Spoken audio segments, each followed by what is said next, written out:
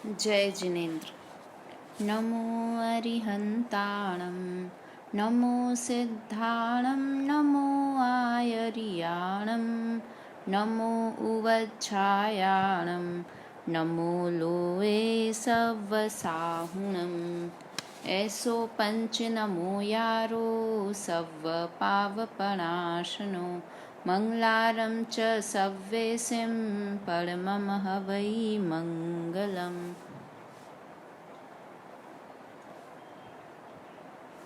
वीतराग विज्ञान भाग 2 पाठ 4 अनुयोग आज हमारा चलना है। पहले हम पूजा की स्थापना का छंद भी एक बार बोल लेते हैं। केवल रवि किरणों से जिसका संपूर्ण प्रकाशित है अंतर, उस शिर जिन वाणी में होता तत्वों का सुंदरतम दर्शन, सद्दर्शन बोध चरण पथ पर अविरल जो बढ़ते हैं मुनिगण, उन देव परम आगम गुरु को शत शत वंदन, शत शत वंदन। ये जो हम छंद बोलते हैं ना, इसमें वही मंगलाचरण के ही रूप में है ये, क्योंकि इसमें देव शास्त्र गुरु तीनों को नमस्कार किया हुआ है, इसलिए बहुत ही अच्छी पूजा भी ये बहुत अच्छी। हम पहले एक बार कर चुके थे, इसलिए पूरा अर्थ नहीं पढ़ा हमने इसका।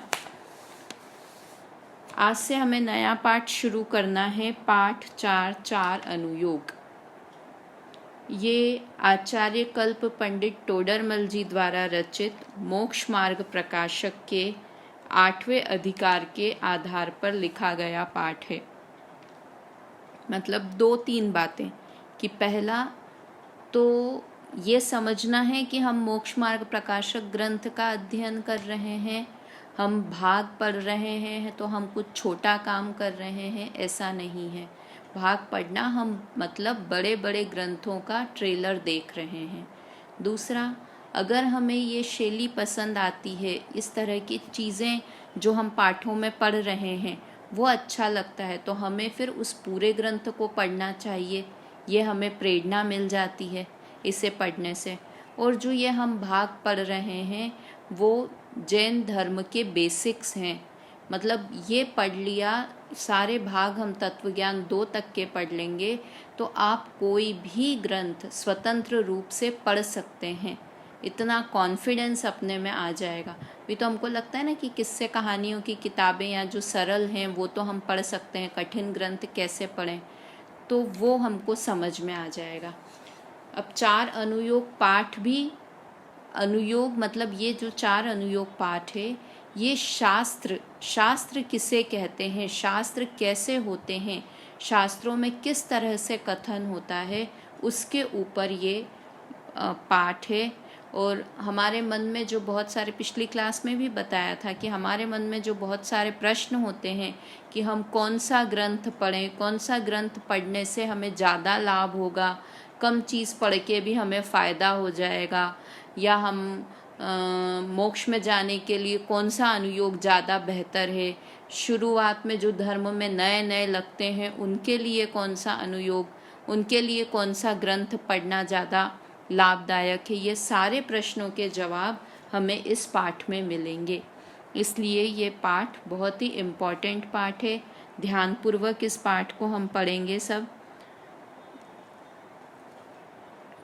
टोडरमल जी के बारे में बात करें तो वे बहुत ही महान, मतलब नाम नहीं है ना कि आचार्य कल्प, आचार्य की कल्पना की हुई है।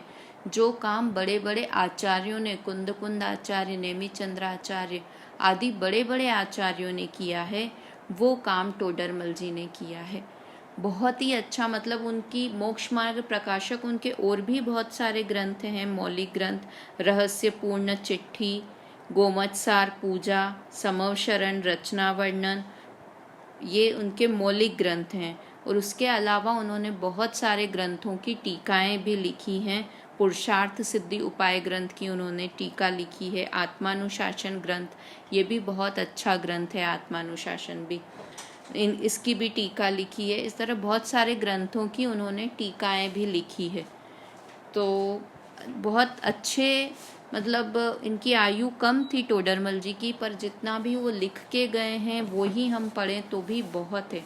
उनके परिचय के बारे में तो बहुत सारी कहानियाँ वगैरह आपने सुनी ही होंगी, किससे पता भी होंगे कि किस तरह से उनकी मृत्यु हो गई थी, और वो सब तो हम उस डिटेल में तो नहीं जाते हैं।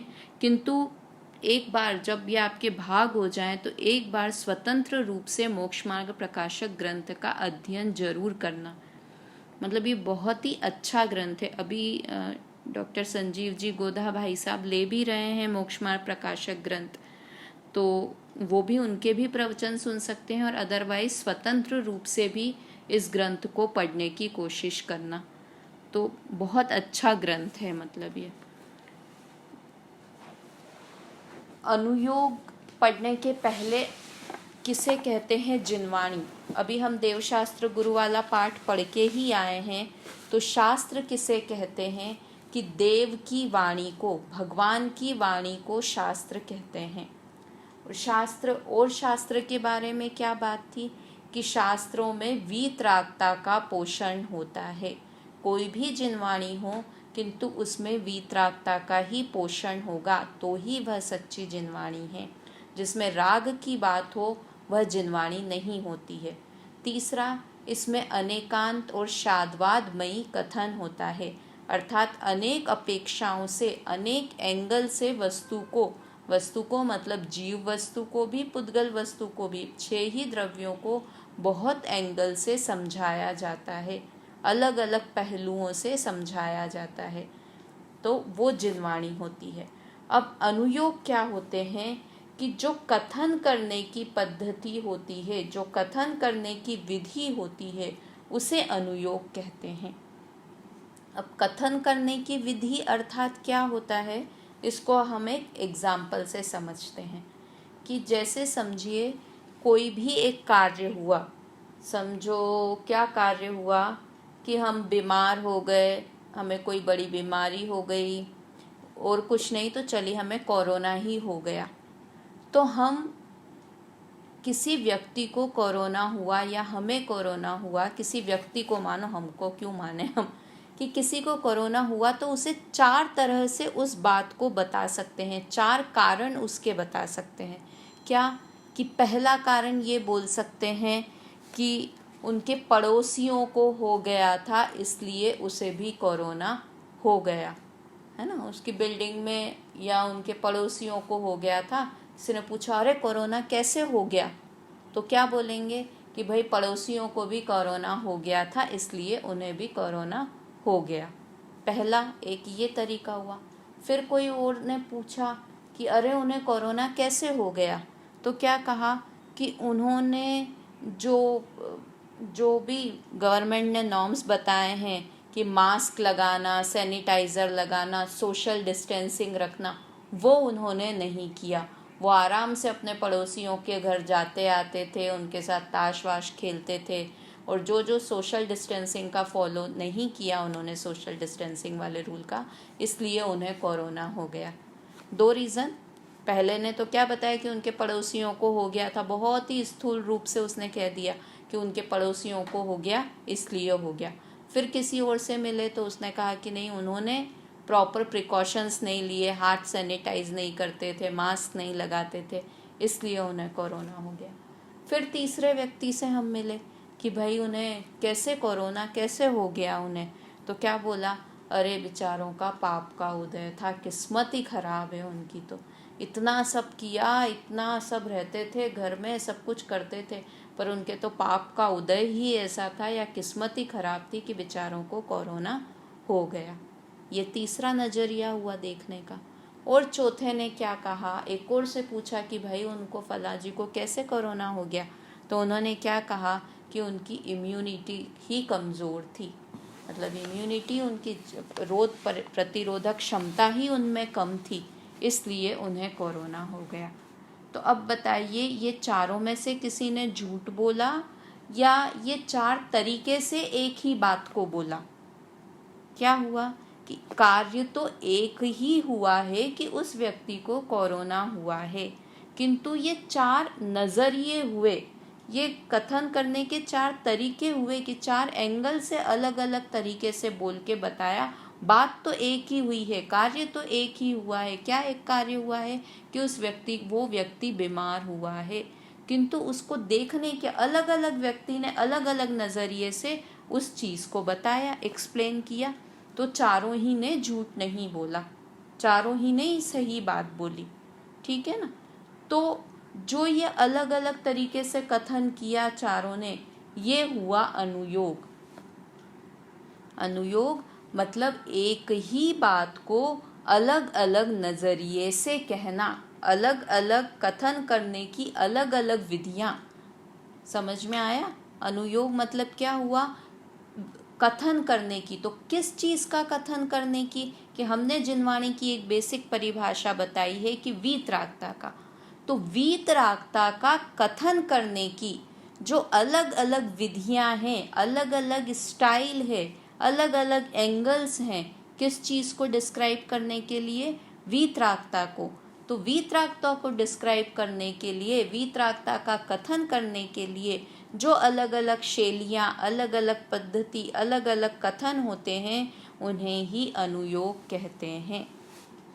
बस, तो हमको ये ही समझना है 4 अनुयोग वाले पाठ में कि ये 4 तरह की जैसे हमने 4 तरीके देखे ना कि एक व्यक्ति को कोरोना हुआ, तो उसके 4 तरीके से उस चीज़ को हम कह सकते हैं। चारों में से किसी ने झूठ बोला, किसी ने भी झूठ नहीं बोला कि हाँ भाई उनके पड़ोसी को भी कोरोना हुआ था, और ये भी सही बात है कि वो उनके घर खेलने जाते थे या वो मास्क नहीं लगाते थे।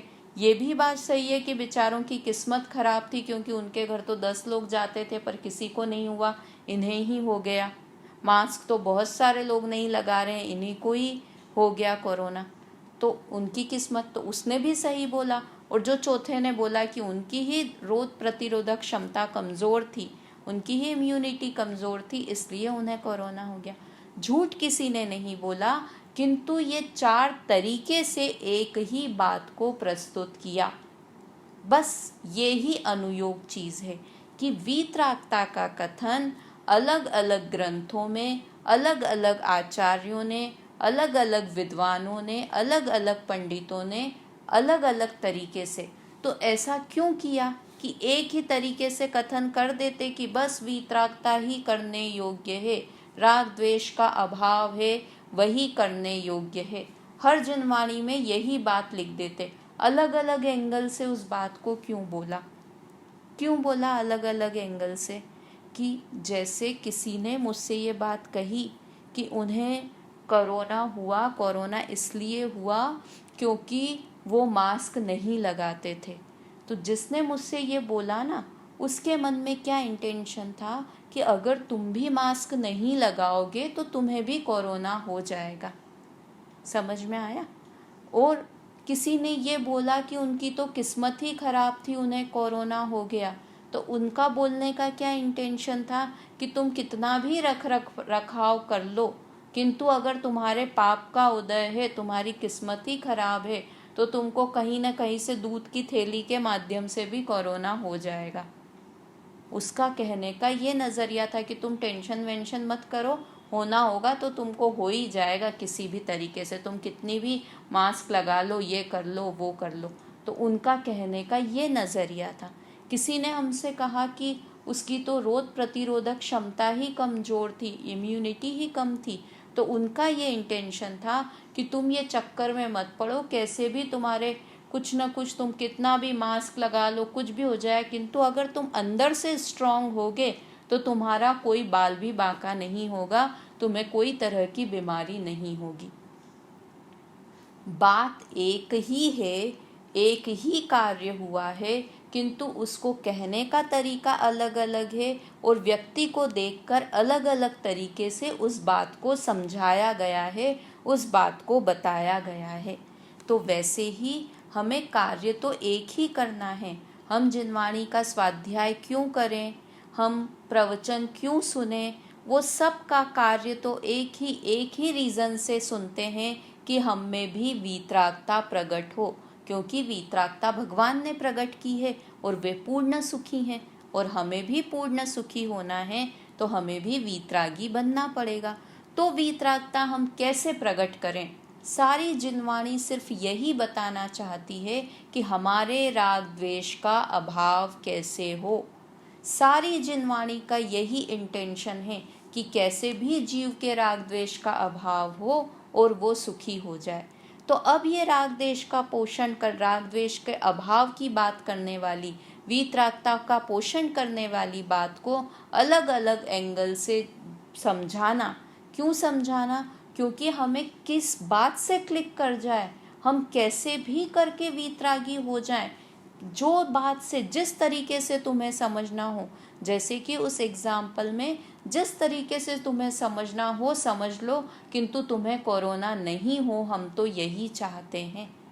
कोई कहेगा ना कि क्यों आप इतने एंगल से, सरकार भी ये बात कि अपनी इम्यूनिटी बढ़ाओ, फिर ये ऐप डाउनलोड कर लो, ऐसे सोशल डिस्टेंसिंग रखो। कोई भी हमारा हितकारी व्यक्ति ऐसी बातें क्यों कह रहा है? व्हाट्सएप पे इतने मैसेजेस कि आज इसको इस तरह से हो गया, उसने ये किया, वो पड़ोसी के घर चले गए, उनके घर इलेक्ट्रिशियन आ गया तो उन्हें हो गया। तो ये बार बार किस्से, कहानियाँ, ये सब भी बता के क्या बता रहे हैं, क्या चाह रहे हैं? कि तुम्हें कोरोना नहीं हो। यही इंटेंशन है ना।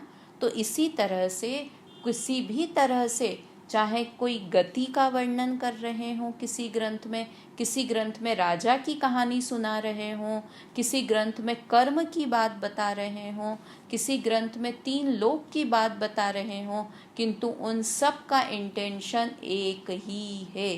क्या इंटेंशन है? कि हमें वीतरागता हो, हमारे राग द्वेष का अभाव हो। हमारे सारे आचार्य, हमारे सारे विद्वान, हमारे सारे पंडित सिर्फ हमें सुखी करना चाहते हैं।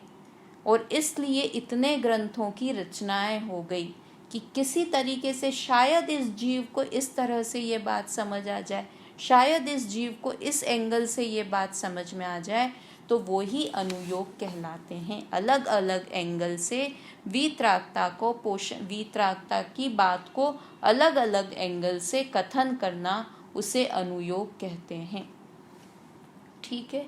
और वो एंगल कितने होते हैं? कि वे एंगल 4 एंगल्स होते हैं। 4 तरीके से वीतरागता का पोषण होता है। कौन कौन से 4 एंगल होते हैं? प्रथमानुयोग, द्रव्यानुयोग, चढ़नानुयोग और कर्णानुयोग। वापस से एक बार, प्रथमानुयोग, कर्णानुयोग, चढ़नानुयोग और द्रव्यानुयोग। ये 4 नाम हमको याद करने पड़ेंगे, किंतु हम इनका अर्थ समझेंगे तो अपने आप हमें ये नाम भी याद हो जाएंगे। पहला अनुयोग मतलब पहली विधि। किस चीज़ की विधि? वीतरागता का पोषण करने का पहला स्टाइल। किस स्टाइल से कथन होता है? प्रथमानुयोग के ग्रंथों द्वारा। ये ग्रंथ के टाइप्स, इसी तरह से कि हमने ग्रंथ को 4 तरह से डिवाइड कर दिया।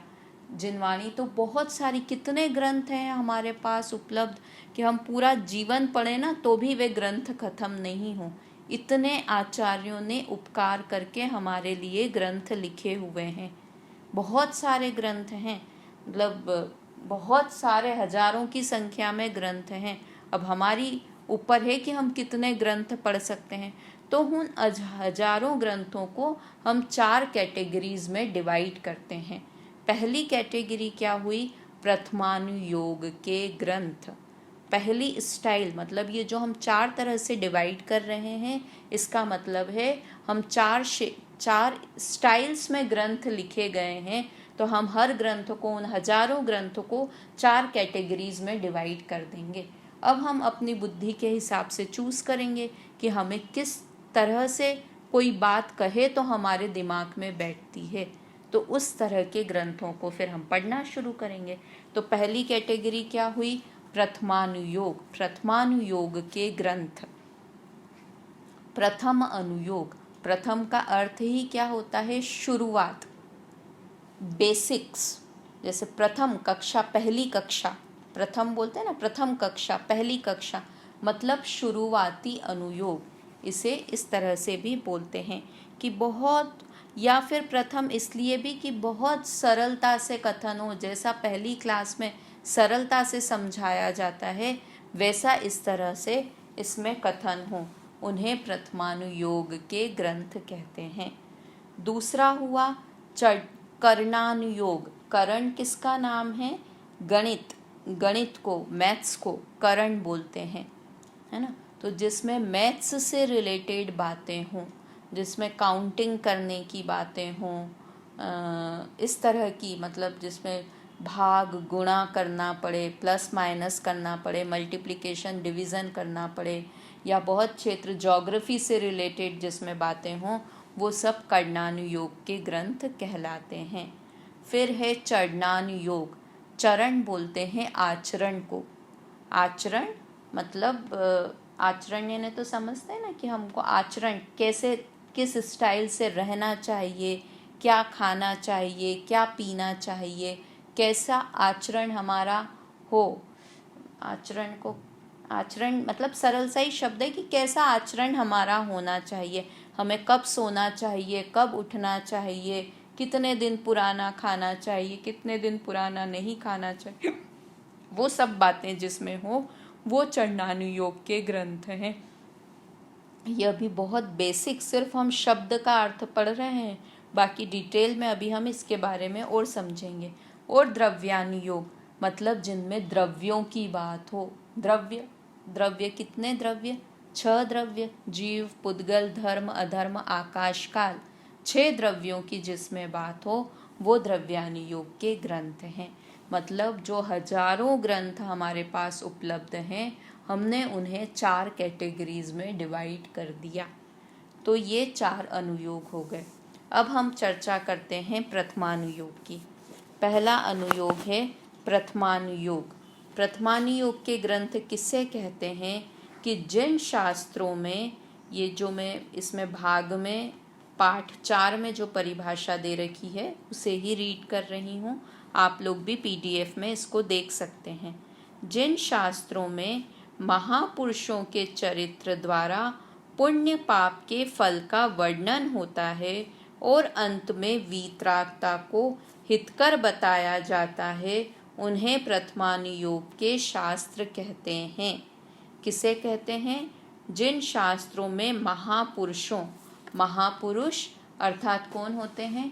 63 सलाखा पुरुष होते हैं, जो है ना, 63 सलाखा पुरुष यानी कि जो महान पुरुष, जो मोस्टली उसी भव में मोक्ष जाने वाले होते हैं, वो 63 सलाखा के पुरुष कहलाते हैं। पर उनमें से कुछ नरक भी चले जाते हैं, मतलब महापुरुष होते हैं। महापुरुषों की बात जिसमें होती है वो महापुरुषों की कहानियां, जिसमें चरित्र का वर्णन जिसमें होता है, और पुण्य पाप के फल का वर्णन होता है। पुण्य पाप के फल का वर्णन होता है अर्थात कोई भी, जैसे पुरुष कितना महान था किंतु पहले उन्होंने ऐसा पाप किया तो उन्हें उस पाप का ऐसा फल भोगना पड़ा, या किसी ने ऐसा पुण्य का काम किया, समझो नमोकार मंत्र सुनाया किसी को, तो उस पुण्य के फल में कैसे उन्हें अच्छी गति हो गई, उसका वर्णन जिसमें हो।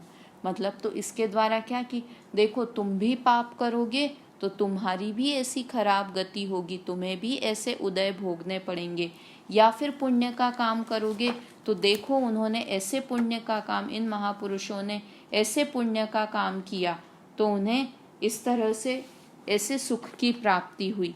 मतलब इस तरह से जिसमें वर्णन होता है तो उन्हें प्रथमानुयोग के ग्रंथ कहते हैं। और अंत में वीतरागता को हितकर बताया जाता है। और अंत में तो क्या हो, कितने भी कहानी किस्से हो जाएं, किंतु अंत में क्या होता है, वीतरागता को, मतलब जो हमारा मेन इंटेंशन है कि हमें राग द्वेष का अभाव करना है, उन्हें पुण्य का फल भी आया, उन महापुरुष को पाप का फल भी आया, किंतु उन्होंने सब कुछ छोड़ छाड़ कर कैसे मुनि दीक्षा धारण करके वो कैसे मोक्ष में चले गए, इस बात का मतलब वीतरागता से ही उनका भला हुआ, इस बात को बताया जाता है, उन्हें प्रथमानुयोग कहते हैं। ठीक है, जैसे कि हम कौन सी कहानी लें, वो एक राजा की, आपने एक मेंढक की कहानी आपने सुनी होगी सबने, तो उसमें किस तरह से वर्णन आया कि एक मेंढक था। वो मेंढक भगवान के दर्शन, अपने मुंह में कमल लेकर, मुंह में पुष्प लेकर और समव शरण की तरफ जा रहा था। तो बीच में हाथी आया और उस हाथी के पैर के नीचे वो दब गया, उसकी मृत्यु हो गई, और मृत्यु होके वह देवगति में उनका जन्म हुआ। तो देवगति में जन्म हुआ तो वहाँ पर जो श्रेणिक राजा के हाथी के पैर के नीचे आया था वो मेंढक, तो वो जब देवगति में जन्म हुआ तो देवशैया पे उठा, तो उठते ही उसे अवधि ज्ञान से पता चला कि अरे मैं कैसे यहाँ पर जन्म हुआ, मेरा उत्पात शैया पे जन्म होता है ना। तो उसने विचार किया कि ओहो, मैं तो पहले मेंढक था और मैं भगवान के, महावीर भगवान के समव शरण में उनके दर्शन करने जा रहा था, किंतु बीच में ही मेरी मृत्यु हो गई। तो उसने सोचा अरे चलो मैं अभी भी भगवान के समव शरण में चलता हूँ। और वो हाथी तो धीरे धीरे करके, श्रेणिक राजा हाथी पे बैठ के जा रहे थे ना भगवान के दर्शन करने, तो वो हाथी तो समव शरण में पहुँचता उससे पहले ही वो देव, मतलब वो मेंढक मर के देव भी हो गया और देव से समो शरण में भी चला गया। कितना फास्ट काम होता है, कितनी देर लगती है एक गति से दूसरी गति पहुंचने में। 3 समय में तो, मैक्सिमम 3 समय में तो दूसरा शरीर धारण कर लेता है ये जीव।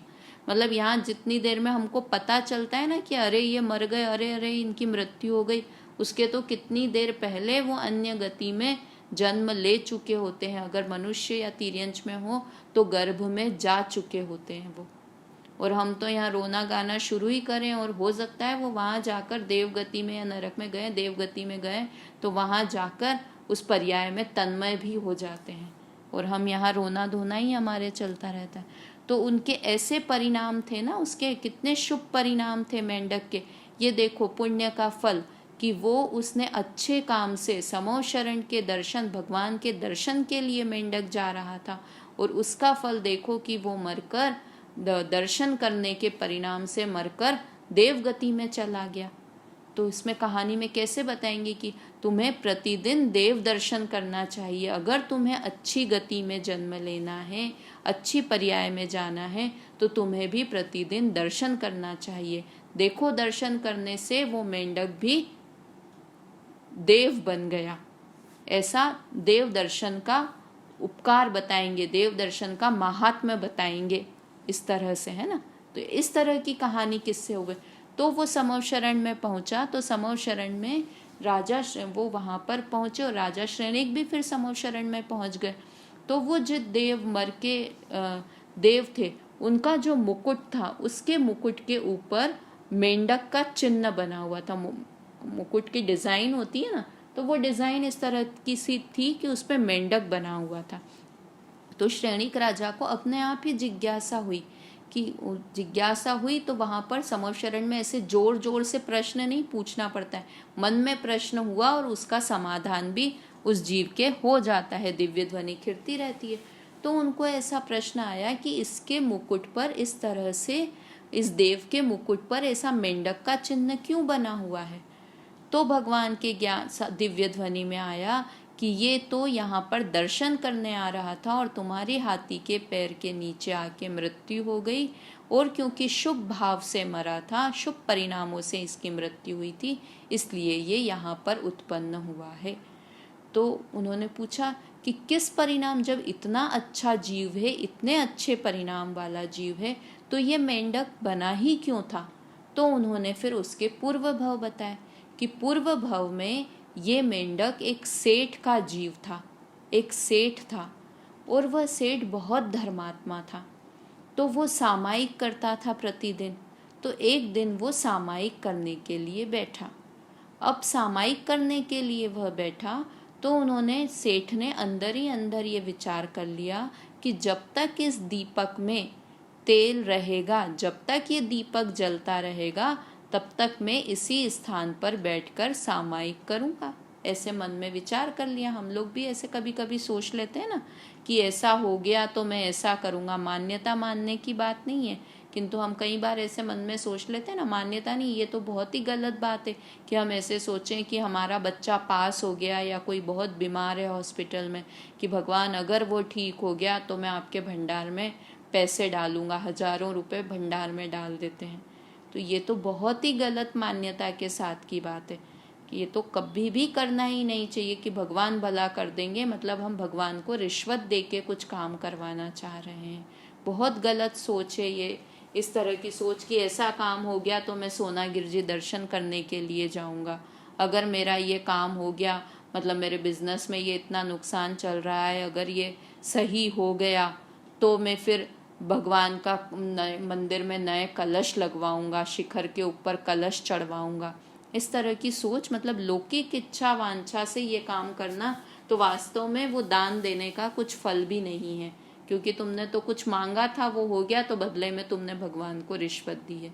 तो इस तरह की सोच नहीं, किंतु उन्होंने तो ये सोच के वो बैठे थे कि अगर हुआ तो मैं तब तक सामायिक करूँगा। अब वो सामायिक में बैठ गए सेठ जी, किंतु उस दीपक में तेल खत्म होने लगा। तो सेठानी वहीं पर ही थी, देख रही थी। तो सेठानी को लगा कि अरे आज तो सेठ जी का बहुत मन लग रहा है सामायिक करने में, और ये दीपक बुझ जाएगा तो इन्हें विघ्न होगा सामायिक में। तो उसने तेल डाल दिया। फिर दूसरी बार फिर तेल खत्म होने लगा और वो सामायिक करते रहे। तो फिर सेठानी को लगा कि अगर इसमें तेल खत्म हो गया तो इन्हें विघ्न होगा, फिर उसने तेल डाल दिया। ऐसे वो बार बार तेल डालती रही, और उन्होंने तो प्रतिज्ञा कर ली थी, तो उन्होंने आँख खोली नहीं वे सामायिक। किंतु अब उन्हें सामायिक करते करते प्यास लगने लगी, तो वे सामायिक का ध्यान छोड़कर पानी पानी पानी पानी का ध्यान करने लगे। वो सेठ जी मतलब काम तो अच्छा करने बैठे थे, किंतु परिणाम उनके बिगड़ गए और वे पानी पानी करने लगे, और इसी प्यास में ही उनकी मृत्यु भी हो गई। तो मृत्यु हो गई तो पानी पानी पानी विचार कर रहे थे, तो जो सोच रहे थे वैसा ही अपन ने कर्म वाले पार्ट में किया था ना, जैसा सोचोगे वैसा हो जाएगा। कि ज्ञान नहीं यूज करोगे तो ज्ञानावर्णी कर्म बंध जाएगा। बहुत अच्छे से हम चर्चा कर्म वाले पार्ट में करके आए हैं कि कैसे कैसे परिणाम से बंद होता है। तो वो पानी पानी पानी मांग रहा था, तो तथास्तु हो गया उसे। क्या हो गया तथास्तु? कि ठीक है, लो तुम मेंढक बन जाओ, पूरे टाइम पानी में ही रहना, बहुत पानी चाहिए था ना। मतलब किस तरह से परिणाम की बात बताई कि वो करने तो शुभ परिणाम, शुभ कार्य करने बैठा था, किंतु परिणाम खराब हो गए तो मरकर मेंढक बन गया। अब हम सोचें कि हम कैसे, इसमें ही वितरा मतलब प्रथमान योग के ग्रंथ में क्या है, इस तरह की कहानी होगी, फिर शिक्षा दी जाएगी कि अगर तुम भी कोई धार्मिक कार्य कर रहे हो, बैठे तो प्रवचन में हो, किंतु अपने परिणाम प्रवचन में बैठ के खराब परिणाम कर रहे हो, सुन तो स्वाध्याय रहे हो, कर तो पूजा रहे हो, कर तो भगवान के दर्शन रहे हो, किंतु दूसरों के कपड़े देख रहे हो, तो सिर्फ क्रिया से फल नहीं लगता। फल किससे मिलता है? परिणाम से मिलता है। कितनी अच्छी शिक्षा इस कहानी से मिली। मतलब ये कहानी में इस तरह से उनकी सेठ जी की बात बताई कि वो इस तरह से सामायिक करते करते परिणाम खराब हुए तो वे मेंढक बन गए, और मेंढक के परिणाम अच्छे हुए तो वो देव बन गया। मतलब सब कुछ परिणामों का ही फल मिलता है, क्रिया का कुछ फल नहीं मिलता। इस तरह की बीच बीच में शिक्षा देंगे। और फिर वो देवगति, फिर उन्होंने श्रेणिक राजा ने पूछा कि अब इसका अगला भव क्या, कि यह थोड़े ही समय में ये बहुत धर्मात्मा पुण्यात्मा जीव है, और ये थोड़े ही समय में इतने भवों के बाद, 2-3 भवों के बाद ये भी मोक्ष में जाने वाला जीव है। तो अंत में वीतरागता का पोषण किया कि ये सारी गतियां, पहले तो वो देव था, मनुष्य गति में था, फिर तिर्यंच गति में चला गया वो सेठ का जीव, और फिर तिर्यंच से देव गति में चला गया वो सेठ का जीव। मतलब जब तक वीतरागता, जब तक सम्यक दर्शन नहीं है, तब तक यह जीव 4 गति में परिभ्रमण कर रहा है। और हे जीव, अगर तुझे इस तरह से मनुष्य, तिर्यंच, देव, नरक ऐसे 4 गतियों में परिभ्रमण नहीं करना है, तो तू सम्यक दर्शन धारण कर, समता भाव धारण कर, वीतरागता धारण कर, तो तेरा उद्धार होगा। इस तरह का कथन जिसमें होता है वो प्रथमानुयोग का ग्रंथ होता है। सिर्फ वहीं पर लाके खत्म नहीं कर दी कि वो राजा था, वो मेंढक बन गया, मेंढक से वो सेठ था, मेंढक बन गया, मेंढक से देव में चल गया, कहानी खत्म। इस तरह से कहानी नहीं है, किंतु बीच बीच में अपने परिणाम सुधारने की बात, अपने भाव सुधारने की बात, किस तरह से हम भगवान बने, उस तरह की बात इन शास्त्रों में आती है। तो इन्हें ही प्रथमानुयोग के ग्रंथ कहते हैं, है ना। फिर इसमें क्या कहा कि कहानी, हमें तो कहानियों वाले शास्त्र ही अच्छे लगते हैं, उसमें खूब आनंद आता है। ये जो पाठ अपन पढ़ रहे हैं ना, उसमें आगे ये आया, भाई शास्त्र की अच्छाई तो वीतरागता रूप धर्म के वर्णन में है, कोरी कहानियों में नहीं है।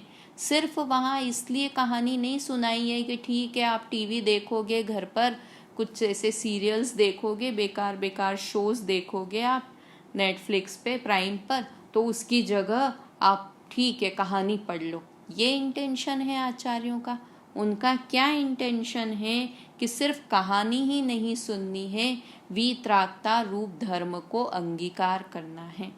अब क्या होता है, हम में से कई लोग होते हैं कि जैसे बचपन में या शुरू में कई लोग ऐसे होते हैं कि जैसे कोई कहानी चल रही है तो उसमें फिर यह आया कि फिर वो राजा मुनिराज से मिला, फिर मुनिराज ने उपदेश दिया कि हे जीव, तू तो अनंत गुणों की खान है, तेरे में तो अनंत गुण हैं, तू सिद्ध भगवान के समान है।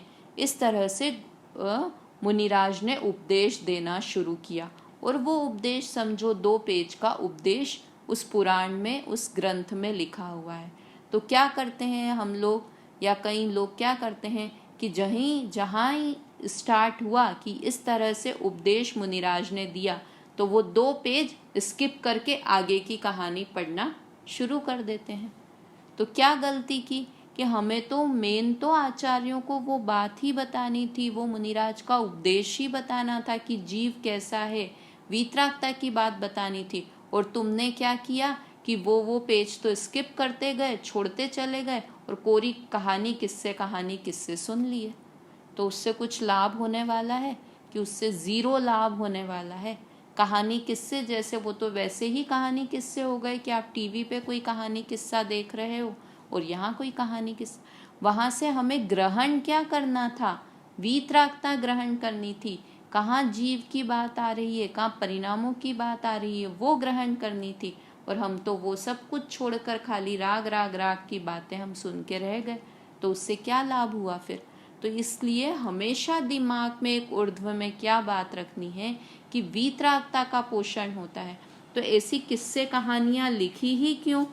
फिर इसमें प्रश्न आया यहाँ पर कि अगर ऐसा है तो किस्से कहानियाँ लिखी ही क्यों। अगर आप कह रहे हो कि किस्से कहानियाँ पढ़ने से कुछ लाभ नहीं होता है, उसमें जो वीतरागता की बात है उससे लाभ होता है, तो हमारा तुरंत प्रश्न होता है कि फिर आचार्यों ने इतना समय लगाकर किस्से कहानियाँ लिखी ही क्यों। तो उसका क्या उत्तर दिया कि अभी तुम ही कह रहे थे ना कि तुम्हारा मन कथाओं में बहुत लगता है। ऐसा प्रश्न किया कि अभी तुम ही तो कह रहे थे ना कि तुमको कहानी सुनना अच्छी लगती है, क्योंकि हमको अनादि की आदत है, हमको टीवी में शोज देखने की आदत है, हमको किस्से कहानियाँ, हमको मूवीज़ देखने का शौक है। तो क्या कहा, तुम वो मूवीज़ मत देखो। क्यों? क्योंकि उनमें तो राग का पोषण होगा। उसकी जगह ये मूवीज़ देखो, मतलब ये कहानियाँ पढ़ो, पुराण पढ़ो, अपने तीर्थंकरों के जीवन की गाथाएं पढ़ो। क्यों पढ़ो? क्योंकि तुमको कहानी सुनने का शौक है ना, इसलिए। बात यही है कि रागी जीवों का मन केवल वैराग्य कथन में नहीं लगता, क्योंकि हमको हमेशा से आदत है कहानी सुनने की। इसलिए आचार्यों ने सोचा कि इसे वीतरागता कैसे पिलाई जाए, तो कहा कहानी किस्सों के माध्यम से। फिर क्या है, अतः जिस प्रकार, ये देखो टोडरमल जी का बहुत फेमस उदाहरण है ये, कि जिस प्रकार बालक को पतासे के साथ दवा देते हैं उसी प्रकार तुच्छ बुद्धि जीवों को कथाओं के माध्यम से धर्म अर्थात वीतरागता में रुचि कराते हैं और अंत में वैराग्य का ही पोषण करते हैं। है ना? क्या बात बताई कि जैसे बच्चे को पताशे के साथ दवा देते हैं, पहले तो देते थे पताशे के साथ, अभी भी हम क्या करते हैं कि छोटे बच्चों को दवाई देनी हो, मैं भी मेरे बच्चे छोटे थे तो क्या करती थी कि 1 चम्मच में तो दवाई सिरप रखा और 1 चम्मच में उसको ऊपर लेटा रहता है ना बच्चा, तो ऊपर से ऐसे चॉकलेट दिखाते रहो, तो वो चॉकलेट देखते हैं कि अरे चॉकलेट मिलेगी, तो वो फटाक से वो मुंह खोलता है और उसको दवाई दे देते हैं और फिर लास्ट में फटाक से चॉकलेट दे देते हैं। तो क्या किया कि चॉकलेट दिखाकर चॉकलेट लास्ट में दी, किंतु मेन इंटेंशन क्या होता था पहले भी कि पताशा तो इतना बड़ा होता था, उसके अंदर कड़वी सी दवाई डाल दी और उसको कहा लो पताशा खा लो, तो उसने पताशा खाया और साथ में वो दवाई भी चली गई, तो हमारा काम हो गया। तो उसी तरह आचार्यों ने क्या कहा कि अच्छा तुम्हारा मन अनादिकाल से इस जीव का मन किस में लगता है, किससे कहानी सुनने में लगता है, तो किससे कहानी के बीच बीच में उन्होंने वीतरागता की बातें भी डालती गए कि कहानी भी चलती जाएगी और इससे वीतरागता की दवाई कड़वी होती है किंतु वीतरागता कड़वी नहीं होती है, किंतु दवाई फायदा करती है, उसी तरह वीतरागता भी फायदा करती है। पूरा का पूरा उदाहरण, जैसे यहाँ पे दवाई की तरह हम वीतरागता को लें तो दवाई तो कड़वी लगती है, अच्छी नहीं लगती है, तो वीतरागता की बात सुनना अच्छी नहीं लगता है जीव को, किंतु फायदा किससे मिलने वाला है, पताशे खाने से, चॉकलेट खाने से, या दवाई खाने से किसी का रोग दूर होने वाला है। तो मेरे दुख का रोग कैसे दूर होगा कि जब मैं वीतरागता रूपी दवाई लूँगा, वीतरागता की बातें सुनूंगा, वीतरागता को अच्छा मानूंगा। पर अगर हम कोई होशियारी करे, बच्चा क्या करें, वो दवाई निकाल के फेंक दे और पताशा खा ले, तो उसकी बीमारी कितने दिन में दूर हो जाएगी? कितने पताशे खा लेगा तो बीमारी दूर हो जाएगी? कि वो पूरा डब्बा भर के भी चॉकलेट या पताशे खा ले, किंतु वो दवाई निकाल के अगर पताशे खाता रहा तो उसका भला नहीं होगा।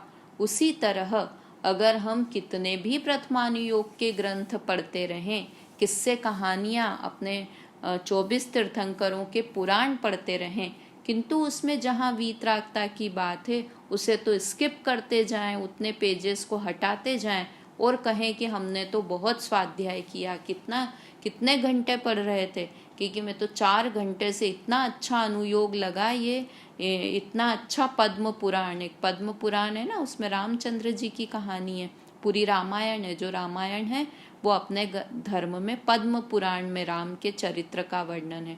तो बोले इतना अच्छा लगा पद्म पुराण, तो मैं 4 घंटे से लगातार स्वाध्याय कर रहा हूँ। तो क्या स्वाध्याय कर रहा हूँ कि जहाँ जिनवाणी की, जहाँ वीतरागता की बात आई वो स्किप कर करके और मैं पढ़ता रहा हूँ, तो वो पढ़ना कार्यकारी नहीं है।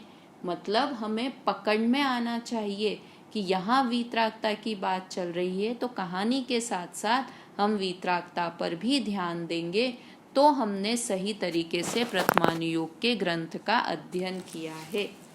तो इस तरह से ये प्रथमानुयोग की बात हुई। उसी प्रकार तुच्छ बुद्धि जीवों को कथाओं के माध्यम से वीतरागता में रुचि कराते हैं और अंत में वैराग्य का ही पोषण करते हैं कि कम से कम तू कहानी किससे सुनना शुरू तो करे, वो मतलब उसमें इतना तो फायदा होगा ना कि वो बुरे कार्य छोड़कर पुण्य में लगेगा। ऐसे कैसे परिणामों का फल लगता है, तो अच्छे परिणाम करने की कोशिश करेगा। फिर कैसे उन लोगों ने, सारा तीर्थंकरों ने राज वैभव सब छोड़कर, कैसे उन्हें तुच्छ समझकर, तृणवत समझकर, सारे धन वैभव को तृण के समान, घास के समान समझकर सबको छोड़कर वे कैसे मोक्ष में चले गए। तो उनके जीवन को आदर्श बनाकर उनसे प्रेरणा ले सकता है यह जीव। इसलिए प्रथमानुयोग के ग्रंथ बहुत अच्छे होते हैं और हमारे पढ़ने योग्य होते हैं। हमें अपने समय के अनुसार, अपने रुचि के अनुसार उन ग्रंथों का अध्ययन करना चाहिए। सिर्फ ये नहीं सोचना चाहिए कि अरे ये तो ये यूं ही ग्रंथ हैं, या कोई प्रथमानुयोग के ग्रंथ पढ़ता रहे, अरे क्या किस्से कहानियाँ सुनते हो, बड़े बड़े ग्रंथ पढ़ा करो, समय सार पढ़ा करो, क्या पुराण पढ़ते रहते हो। तो बिल्कुल मतलब किसी भी तरह से हमारे मन में ये नहीं आना चाहिए कि प्रथमानी योग के, जैसे मैंने शब्द बताया ना कि प्रथम यानी शुरू की स्टेज के, तो अरे तुम तो अभी शुरू वाले हैं ना, इसलिए ये पुराण पढ़ रहे हैं, इनको तो धर्म में रुचि नहीं है ना, इसलिए ये, ऐसा कभी भी अर्थ नहीं निकालना चाहिए। चारों ही अनुयोग बराबर हैं। चारों ही अनुयोग से जीव सम्यक दर्शन कर सकता है, वीतरागता का पोषण कर सकता है। बस क्या है कि हम कैसे उस ग्रंथ को पढ़ते हैं। हम ऐसे तो बड़े से बड़ा ग्रंथ सिर्फ रीड करके पढ़ जाएं तो उससे क्या फायदा होगा। वैसे ही अगर हम प्रथमान योग के ग्रंथ भी सिर्फ कहानी पढ़ के पताशे खा लें और वीतरागता रूपी दवाई को भूल जाएं तो वह ग्रंथ हमारे लिए कार्यकारी नहीं हो पाएगा। तो इस तरह से आज हमने प्रथमानी योग के बारे में पढ़ा। कल हम कर्णानी योग और चरणानी योग के बारे में पढ़ेंगे। आज का समय हुआ। जय जय।